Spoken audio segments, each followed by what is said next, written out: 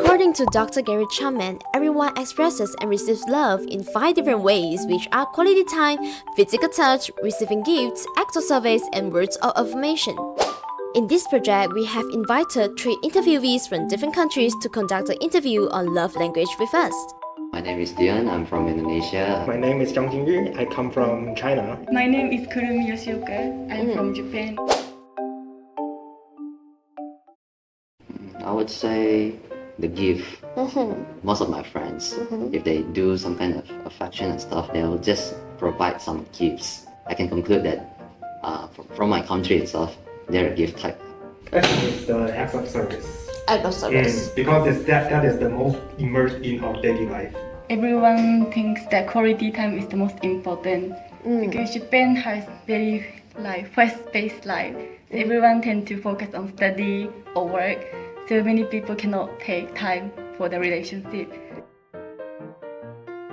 So, how do you determine quality time spent with your loved ones based on your culture's background? I think it's that within the time you have gained something. It doesn't need to be physically, but it can be mentally, like happiness or something that is also good. Quality time is when people spend time without any distraction.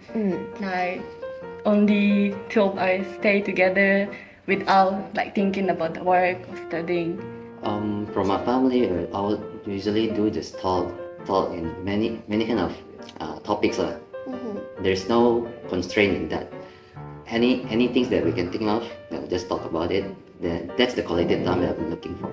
What is the ideal way of spending time with your family and loved ones in your native culture? Usually my parents would just take me travel around, maybe go to Tokong or go to pray. Usually just like that. I think in China's culture, the most valuable time is having meal together.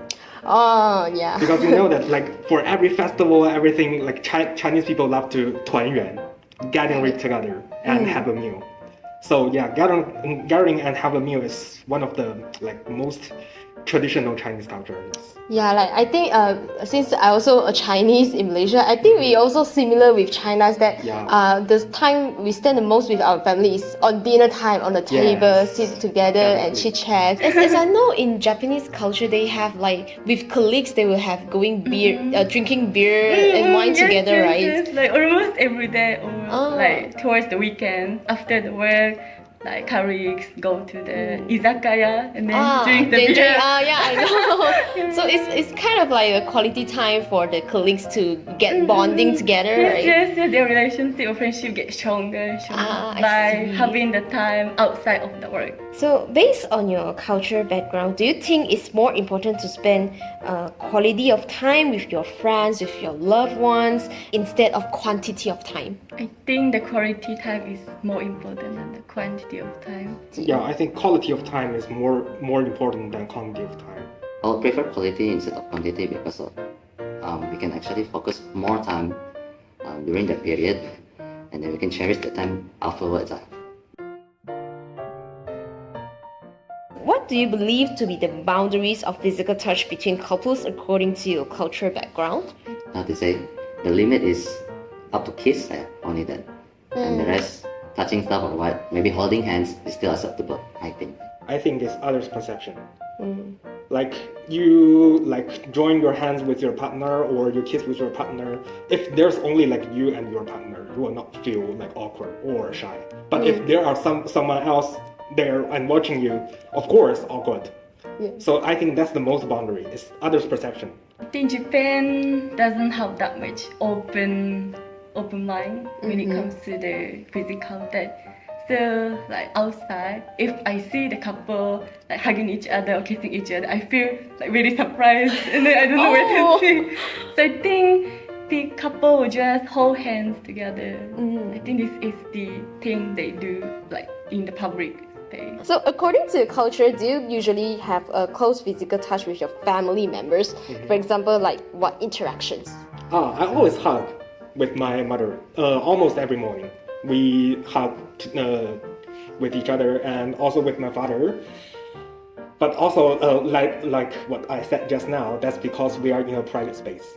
But if we are in a public space, like going on a travel and we are like living in a hotel, we won't do that. I think in Japan we don't really have a very close physical touch relationship, but we do have some small things, like especially when we greet each other or like in the working situation we shake hands like as a meaning of like nice to meet you. And also for the children, when they do something good, the parents will pat their head, meaning that good job, something. Does physical touch with your family and couples make you awkward and shy? As I mentioned before, yes, it does. Because I don't really have to be touchy. I feel a bit awkward sometimes because, as I said, Japan don't have an open-minded for that. So we do have a physical relationship with the family, but for the partner or friends, we don't really have a physical touch. But if in public areas will be more awkward lah. But very in awkward. private place like in home or in another private space, so it's okay lah. Okay. Do you think that celebrations of Valentine's Day is necessary? Me personally, don't really need this. We can actually buy gifts aside this particular day. As an individual, I would say not necessary. Because like if you are in a relationship with your partner, you will see each other every day. There's no specific need for a Valentine's Day. I think Valentine's Day is very necessary in Japan. In Japan, it's quite like different from Malaysian culture probably. But like the girls will give the gift to the guy, and then guy will just wait. And I think the Valentine's Day is a way to encourage people to confess the feeling. So what type of gifts you will buy for your partners? Maybe follow the trend like flowers only. Personally, I prefer something practical. Actually, if I want to buy some gifts for my partner, I would ask her first, what do you want? The weather is cold, so I give you a piece of glove or a scarf. That's something practical, I think. Usually, I've never bought anything. I prefer to cook something. Oh, cook. I usually cook the chocolate and then also write the letters and then give. For if you want to give a gift to your partner, would you prefer to handmade the gift or you spend money to purchasing it? It's quite fun. I don't like it. Oh, I would say just spend money. No need to waste time. I think it depends on if I have time. If If you I have have time, I prefer to handmade. If I don't have time, I think my partner can also accept things that I buy from outside. I prefer the handmade gifts. Handmade Because when we preparing the gifts, it means like I put more effort. So I feel like I can convey more love feeling to him. How about the gift that you give for your family? Usually, I'll just share with my sister to buy things for my auntie. And usually, she's the one who pick it things. I just provide the money. If giving to family, I will purchase. I prefer to buy them some like the tea or some traditional things. I usually just write the letters. Or sometimes I give the like daily necessities, like kitchen appliances or something. In Malaysia, if we buy for our families, like our parents will buy some organic or nutrients, vitamin or something like that. Will Japanese do this? I think they would do, for the family we do give this some daily things. Okay. How far do you think the other person or people need to go in a romantic relationship or a family relationship and a work relationship to meet the standard of acts of service? For Malaysian students especially, helping out in assignment is a big deal in the part of acts of service, or sometimes maybe even helping in group work, group project, or in club activities. I think most of us are quite individualistic. I rarely help them, but at the same time, I rarely ask for their help as well. So it's not like to be very big services. It can be very tiny one. Like he is coughing and you bring him a bottle of water. So for perspective, is like a small thing. It also can be an act of Yes. service. So I think in Malaysia we also like that. If like I feel cold, my boyfriend give me a coat. Yeah, I think it's kind of like acts of service. I think among family, we expect them to really up stuff. So if I really sad, I expect them to really hug me or to treat me dinner or something. But for the partner, I think we have high expectation as well. Like if I'm feeling sad, I want him to directly come to me and then like actually give me some happiness. Based on your cultural background, which type of gender prefer to do the act of service more? Maybe girls will do more. Oh.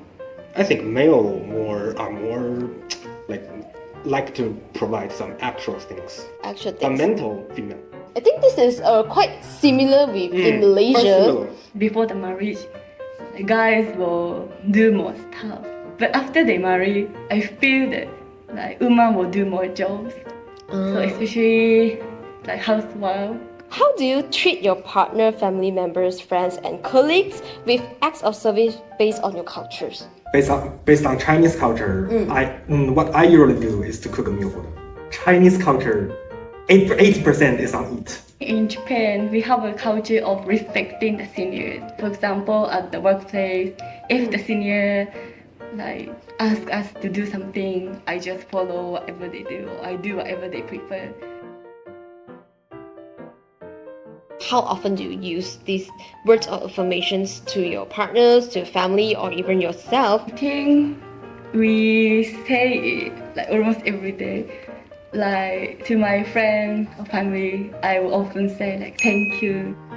Actually, I seldom use words of affirmation. Even though like my partner did something very well, I wouldn't say well done. I will only say okay, because I'm afraid that she will be proud. So, from your own gender perspective, do you think the word of affirmations is important to build a long-term relationships with partners, family, friends, and colleagues? I think it's important.